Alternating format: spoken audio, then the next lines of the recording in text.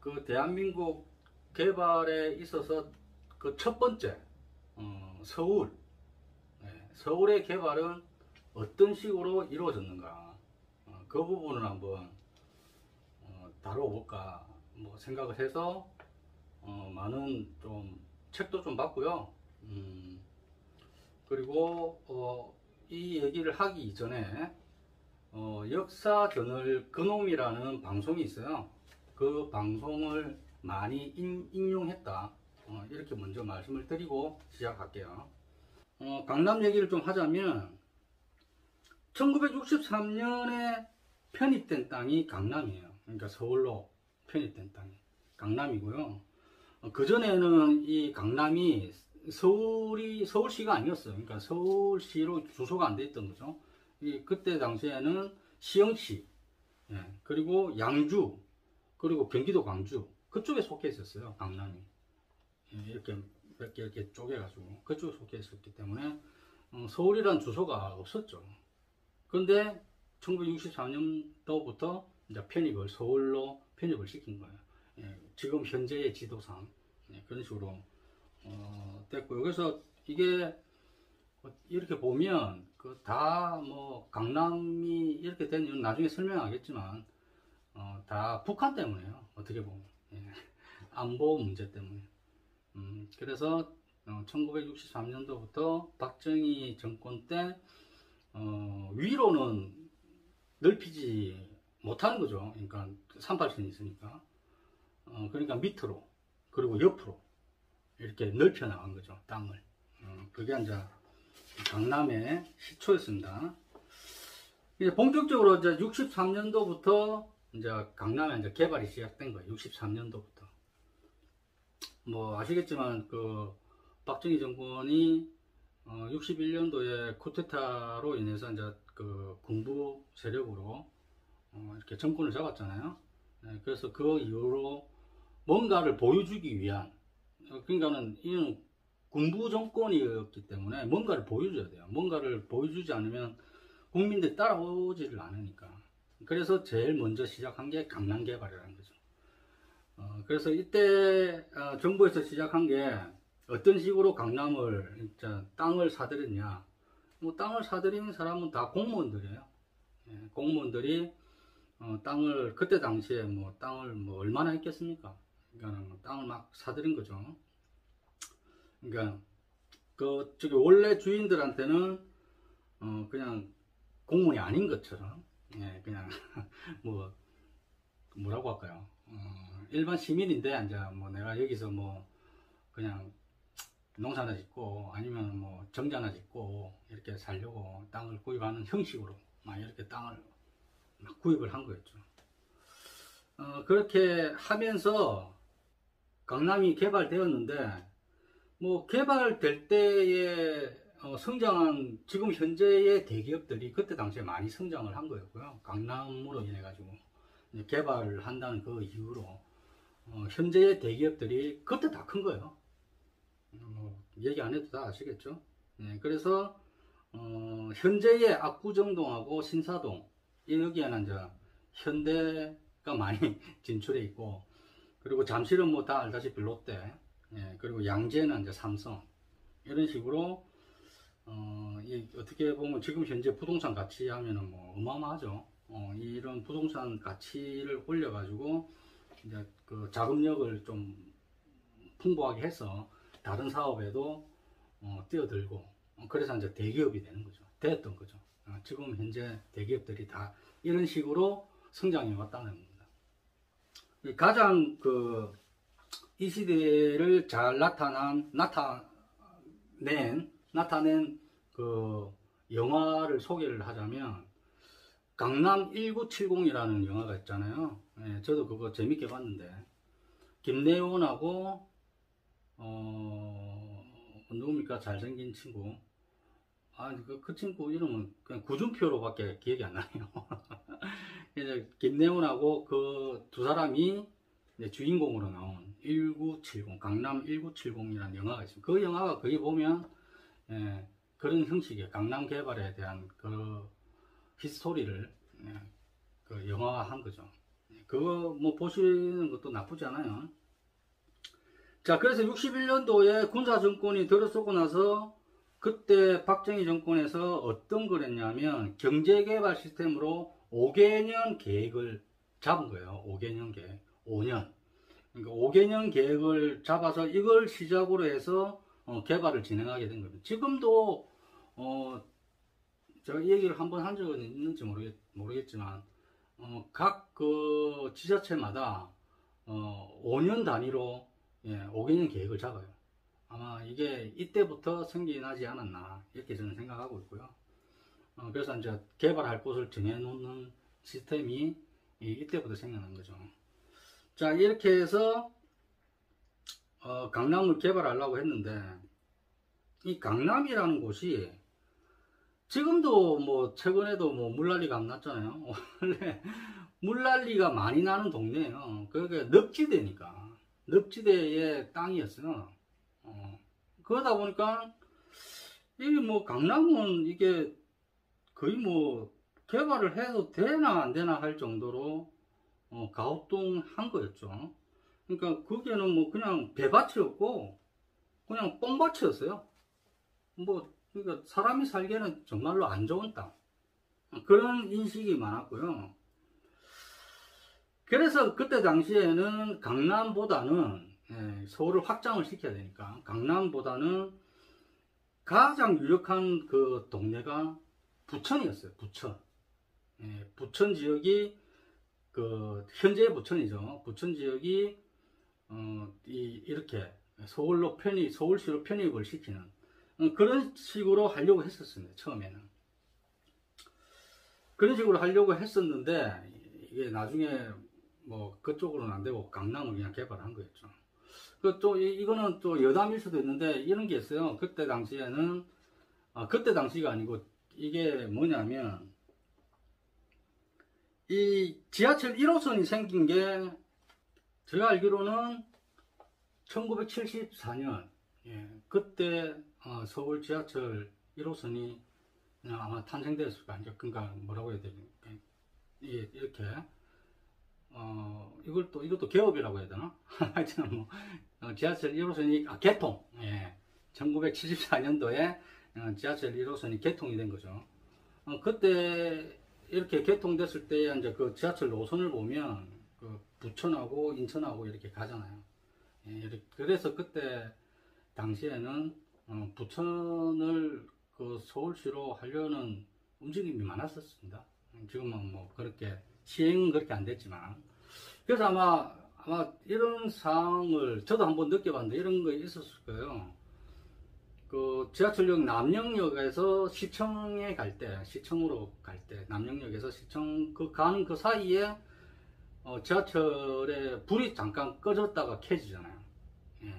그게 뭐냐면 전기를 공급하는 시스템이 다르기 때문에 그런 일도 지금은 제가 안 타봐서 잘 모르겠는데 제가 한참 저도 서울에 있을 때 그때 뭐 2009년 2010년 그때 서울에 있을 때니까 그때는 그랬거든요. 잠깐 불이 꺼지는 그거는 이제 금방 말씀드린 것처럼 전기를 공급하는 데가 서로 달랐다. 그래서 그런 일도 있었던 거죠. 그래서 이제 이런 식의 소문이 나니까 소문은 뭐 제일 먼저 아는 쪽은 정부에 있는 그 고위 관리자들이 제일 먼저 그 정보를 알았겠죠. 그래서 부천에 이제 그 서울시로 이제 개발을 한다고 얘기를 하니까 그 부천에 투자를 많이 했던 거죠. 부천에 투자를 많이 했는데 이제 공개를 딱 하니까 배제가 된 거예요. 부천은 개발을 안 한다.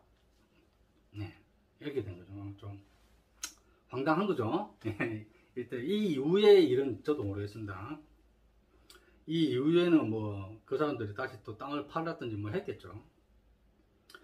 근데 이렇게 된 이유가 아까도 제가 잠깐 말씀드렸지만 다 북한 때문에 그랬어요. 안보 문제죠. 안보 문제로 인해서 옆으로 밑으로만 개발을 한 거예요. 안보 문제 때문에. 그래서 강남을 선택한 게 이제 박정희 정권에서 강남을 선택한 거였죠. 근데 처음에는 강남을 이런 식으로 그 개발이 아니라 공단 형식으로 하려고 했어요. 공단. 그런 식으로 개발을 하려고 했었는데 그렇게 하려고 했는데 그렇게 하지 않고 동부 이촌동이라고, 지금의 동부 이촌동이 거의 뭐 허허벌판이었어요. 그게. 그런 데를 이제 국가가 갖고 있는 이제 지금의 LH, 뭐 SH인가요? 뭐 이런 그 건설사가 LH가 가서 아파트를 지은 거예요. 예. 아파트를 짓기 전에 이제 그 땅들을 이렇게 사들여야 되잖아요. 그 땅들을. 그런 것들을 막 사들이고 할 때, 남아있는 땅들이 좀 있었어요. 구획 정리, 나중에 구획 정리 말씀을 드리겠지만, 구획 정리를 하다 보니까 남는 땅이, 이제 그런 땅을 다시 되파는 형식이 된 거였죠. 이런 형식을 뭐라고 하냐면, 불화를 해준다고 해요. 불화. 이게 제가 잠깐 한번 읽어보면, 이제 국가나 공공단체에서 행정 목적으로 사용이 끝났거나 불필요하게 되어 국민에게 토지나 건물 등의 재산을 팔아넘기는 일, 이걸 불화해 준다고 해요. 요즘도 불화는 있습니다. 예. 제가 옛날에 했던 것도 그 뒤쪽에 있는 땅이 그 국공유지였어요. 이걸 갖다가 그때 당시 한 거리가 한 10m? 예, 10m 정도 되는 게 거의 뭐 그냥 나무만 심어져 있는 곳이었어요. 그 앞에 이제 집들이 이렇게 있었죠.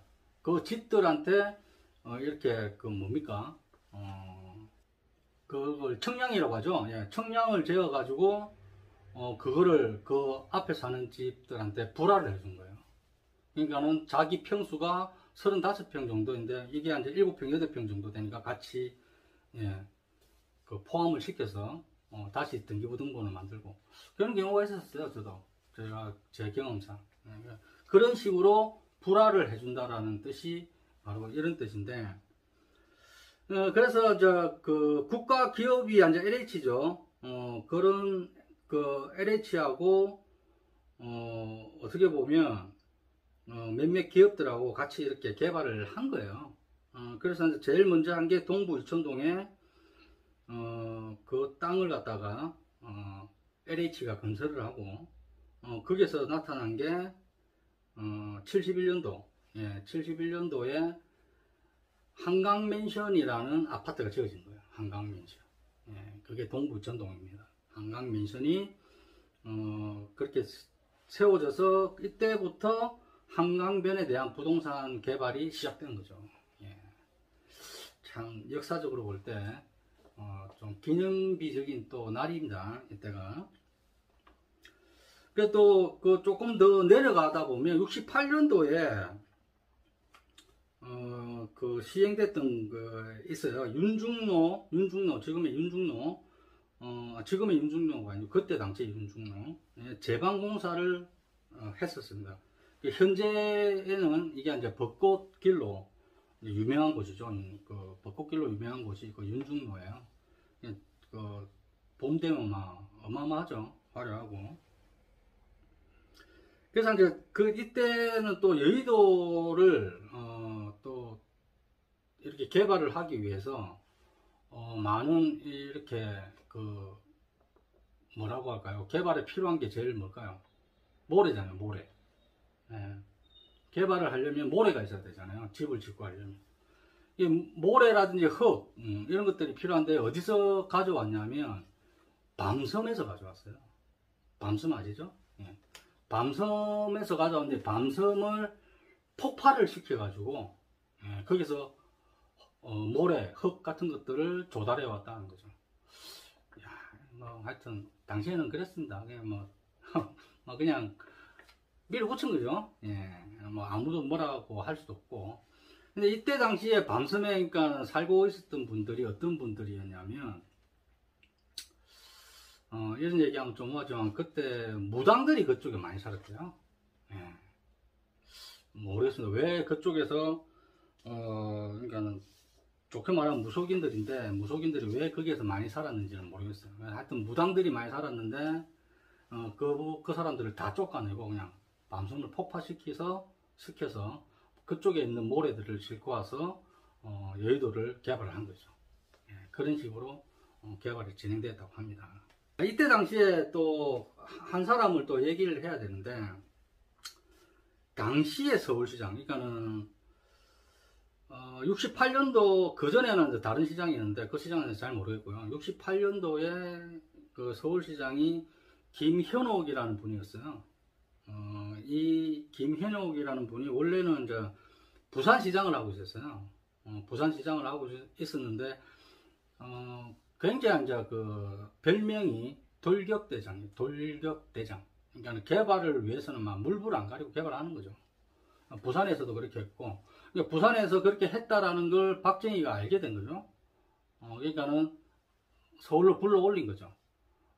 그 현재의 시장이 너무 시원찮으니까, 서울시장이 시원찮으니까 그 시장은 잘라버리고 김현옥이라는 분을 서울로 불러 올려가지고 그분을 서울시장으로 시킨 거예요. 뭐 지금은 그 투표로 해가지고 자 선출직으로 이렇게 시장이 되고 하지만, 그때 당시에는 뭐 다 임명직이었잖아요. 뭐 대통령이 임명하면 끝이에요. 그래서 불러가지고 네가 서울시장 해. 그러니까 네가 생각하고 있는 대로 개발을 한번 시작해봐. 뭐 이렇게 됐겠죠. 그렇게 해서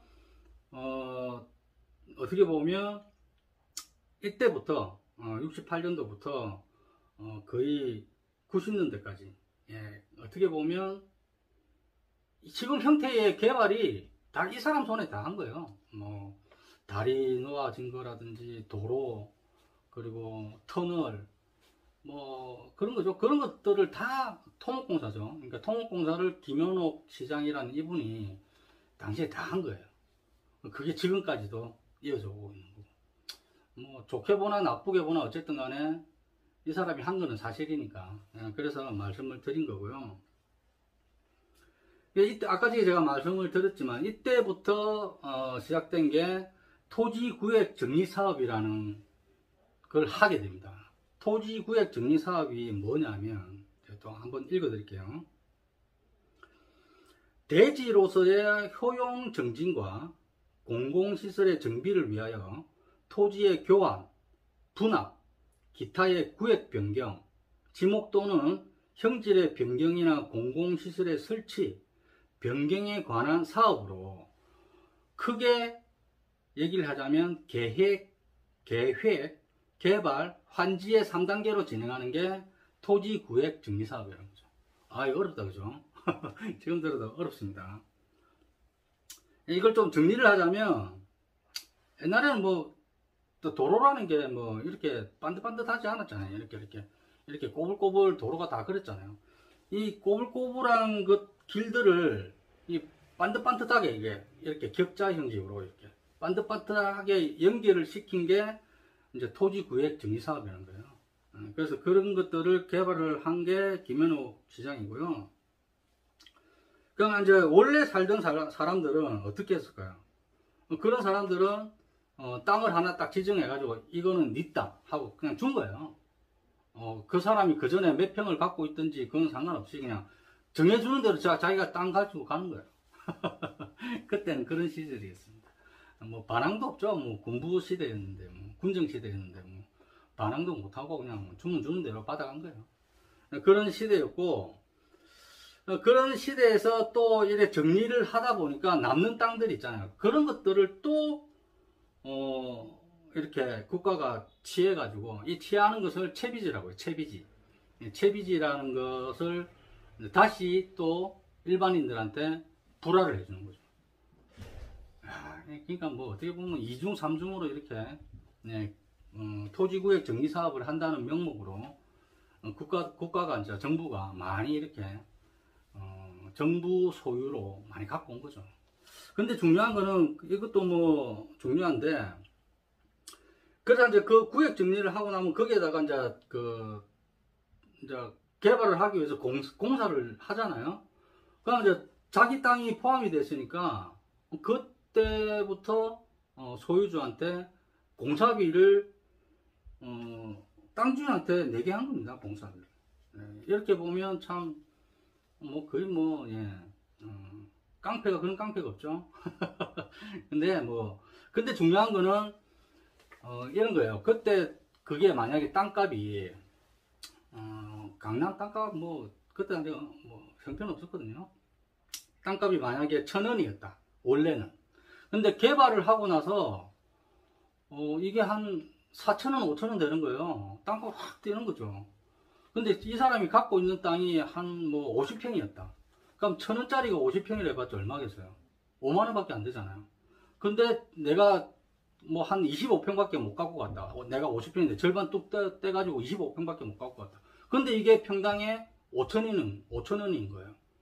그러면 내가 땅이 많았을 때보다 땅값으로 따지면 훨씬 더 땅값이 높게 쳐주는 거죠. 그래서 내한테 땅이 조금 원래 있던 땅보다 좀 작게 돌아오더라도 이걸 그냥 수용을 하고 더 이익이라고 생각을 하고 환영을 했던 거죠. 당시에는 그랬습니다. 그러니까 그런 것들도 있다 보니까 그래도 뭐 개발한다면 다 환영했다고 합니다. 그 당시에 개발한다면 다 환영했다고 하고. 이때 이제 나온 게 이제 그 용어가 또 하나 있어. 간보율이라고. 간보율이라는 게 있는데, 이 간보율에 대해서 한번 읽어 드릴게요. 간보율이란 토지구획 정리 사업에서 공용지를 확보하고 공사비를 충당하기 위하여 토지를 공출받는 비율로 그 값은 개개인의 소유자의 위치에 따라 다른데 최고 50%를 초과할 수 없다. 이렇게 나와 있어요. 이게 간보율이에요. 간보율을 50% 이상 초과할 수 없다. 이렇게 나와 있어요. 그래서 이런 것들도 이때 당시에 생겨난 거죠. 그러니까 자기 땅이 간보율로 봤을 때 50% 이상 못 받지만 이제 사업으로 인해 가지고 땅값이 올라가니까 뭐 지주들, 그 당시 지주들은 좋아한 거죠. 개발을 환영했고 그렇게 좋아한 겁니다. 그래서 이때부터 붙은 이름이 이제 우리나라는 부동산 공화국이었다고. 부동산 공화국. 그런 뭐 불명예라고 해야 되나 뭐라고 해야 될지 모르겠지만 어쨌든 부동산 공화국이다. 대한민국은 뭐 이런 식으로 된 거였죠. 당시에가 마찬가지예요. 그 김은옥 시장이 이제 당시에 최초로 주상복합을 지은 곳이 세운상가예요. 세운상가라고 다들 아시죠? 그 악기 팔고 하는데 세운상가가 우리나라 최초 1호의 주상복합 아파트예요. 뭐 지금 보면 볼품 없지만 당시에는 뭐 획기적이었습니다. 그걸 김현욱 시장이 했고요. 아까도 뭐 김현욱 시장의 그 업적이라고 해야 되겠죠? 뭐 토목공사를 해서 업적을 한 게 거의 뭐 대한민국의 모든 도로, 대한민국이라기보다는 서울의 모든 도로, 그리고 강변북로, 여의도도 개발했고 강남 개발도 했고, 그리고 국가도로라든지 남산터널, 육교, 뭐 지하도, 뭐 저 서울 전체를 다 김현욱 시장이 다 했다고 생각하시면 돼요. 그게 지금까지도 온 거고. 그래서 이제 이렇게 개발을 진행하면서 현재의 서초구를 첫 번째로 개발한 게 영동 1지구라고 했어요. 영동 1지구. 이게 이제 그 당시에는 이제 지금은 서초구인데 당시에는 영동포였어요. 영동포구로 들어갔죠. 그러니까 뭐 중심이 그때 당시에는 영동포였어요.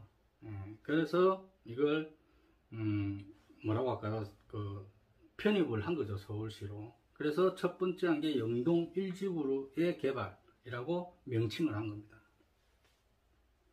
근데 뭐 어떻게 보면 당시에 가장 그래도 메인 개발 지역은 지금의 강북, 화곡동이라든지 개봉동, 그런 데를 먼저 개발을 했어요. 그런 데를 개발한 거는 이제 그런 데는 아파트가 아니라 뭐 2층 양옥집 같은 거, 그런 거를 많이 지었죠. 예. 그래서 이렇게 보면 전통적인 부자는 화곡동에 많이 살았다고 합니다. 그래서 지금도 화곡동에 가면 이 양옥집들이 그대로 남아있어요. 그때부터 살았던 사람들도 있고 대대손손 이렇게 사는 집들도 있고, 그래서 뭐 한간에는 그 화곡동이 뭐 가장 큰 부자였다, 옛날에는. 뭐 지금은 모르겠습니다. 뭐 그랬던 적이 있었죠, 화곡동이. 그리고 이제 두 번째로 이제 그 개발한 게 영동 제2지구라고, 이게 바로 지금의 강남입니다. 예, 이게 이제 개발을 시작하게 된 거죠. 그래도 이때 생겨난 게 이제 그 다리가 많이 생겨났죠. 한강대교하고 뭐 제3 한강교, 이게 지금의 한남대교. 그리고 이런 것들이 생겨나면서 박정희 정권 때 가장 그 잘했다고, 지금 뭐 잘했다고 볼 수 있겠죠. 경부고속도로가 개통이 된 거죠, 그때 당시에. 그래서 이제 이런 것들이 있다 보니까 이제 적극적으로 주거 환경을 만들기 위해서 아파트촌들이 이제 형성되기 시작하는 겁니다. 아파트촌들이. 그게 이제 아파트촌들이 형성하기 시작한 게 바로 반포 주공 아파트. 예. 지금도 반포 주공 아파트 있죠. 반포 주공 아파트가 아파트 형식으로 주공 아파트가 생겨난 거죠. 그렇게 생겨난 게 있었고, 이제 또 국가에서 시작을 한 아파트가 71년도에 여의도에 있는 시범아파트, 여의도 시범아파트하고, 그리고 논현동에 있는 공무원 아파트, 이런 아파트들이 형성이 되게 된 겁니다. 그리고 77년도에 이제 잠실에 있는 또 시형 아파트가 생겨났고, 그러니까 박정희 전 대통령이 시해당한 게 79년이잖아요. 11.6. 79년도에 그런 불상사가 있기 전에는 이런 개발들을 계속해서 진행을 했다는 겁니다. 그래서 이런 것들을 국가가 먼저 하면서 이런 기업들한테 보여준 거예요. 이렇게 한 개발 같은 것들을 보여주고 나서 이제 그런 민간 개발들이 그걸 직접 봤잖아요. 그리고 분양되는 것도 봤고, 그러니까 이제 이게 돈이 된다, 이렇게 생각을 한 거죠. 그러니까 민간 개발들이 이제 적극적으로 이제 나서게 된 거죠. 뛰어들게 되고, 그의 첫 번째가 바로 현대건설입니다. 예, 현대건설이 76년도에 유명하죠. 지금도 유명한 동네죠. 압구정 현대아파트. 그렇게 아파트가 지어진 겁니다. 압구정 현대아파트가 원래는 뭐 공장 부지였어요. 공장 부지로 사놓은 거예요, 현대에서. 근데 앞전에 말씀드린 것처럼 이런 아파트를 많이 이렇게 지어가지고 분양하는 걸 직접 눈으로 본 거죠. 그러면 우리는 공장 하지 말고 우리도 아파트를 짓자 해서 한 게 압구정 현대아파트예요. 예, 그렇게 진행된 거요. 그래서 강남을 개발하기 위해서 그냥 뭐 제일 처음에는 공무원들이 강남 땅을 거의 다 사들이는데, 이걸 기업들한테 국가가 통으로 다 팔아버려요. 예. 그래서 이제 뭐라고 합니까? 땅값을 뭐 몇백 배죠. 뭐 몇십 배, 몇백 배를 부풀려 가지고 이제 기업들한테 다 판 거예요. 그런 식으로 팔고 나서 이제 기업들이 아파트를 짓기 위해서 이때부터 뭐 그전부터 뇌물은 많았지만 이때도 뇌물을 준 게 이제 뭐라고 할까요? 지금에 보면은 로얄층이죠. 이런 로얄층을 고위 관로자들한테, 고위 관리자들한테 선분양으로 준 거예요. 선분양으로 이렇게 집을 하나씩 준 거죠. 이건 뭐 거의 뭐 뇌물 형식으로 이렇게 준 겁니다. 그러니까 뭐 인허가 과정이라든지 이런 걸 좀 잘 하기 위해서 이때부터 그런 것들에 뭐라고 할까요? 이걸 정경유착이라고 하나요? 하여튼 뭐 그런 식으로 된 거죠. 당시에 이제 아까 제가 땅값 얘기했지만, 당시에 땅값이 이제 조금 이거 짚고 넘어가야 돼서 말씀을 드린다면, 66년도에 잠원동하고 신사동, 잠원동하고 신사동 이쪽이 뭐 강남이잖아요. 예, 강남에 있는 잠원동하고 신사동이 평당에 100원이었어요. 100원. 66년도에 평당에 100원이었고. 그런데 이게 이제 66년도였는데 이제 개발을 막 했잖아요. 그러니까 갑자기 1년밖에 안 지났는데 67년도에 3,000원으로 뛰어버려. 오, 30배가 뛴 거죠. 1년 만에. 그럼에도 불구하고, 예, 이때의 땅값이 강북을 뛰어넘지는 못했어요. 강북 같은 경우는 또 어떠냐면은, 66년도, 같은 연도, 66년도에, 그때 100원이라고 했잖아요, 강남이. 근데 화곡동 같은 경우는 400원이었어요. 4배나 더 비쌌죠. 근데 또 67년도에는, 아까 그 3,000원이라고 했잖아요. 30배가 뛴 거죠. 100원에서 3,000원. 근데 화곡동 같은 경우는 2만원이 돼버린 거예요. 그러니까, 와, 이것도 엄청나게 뛴 거죠. 4,000원에서 2만원이 돼버린 거예요. 그러니까 뭐, 4, 5, 20, 5배가 뛴 거죠. 배수로 따지면, 100원에서 3,000원이 배수가 훨씬 많지만, 액수로 따지면 따라가지도 못했다는 거죠.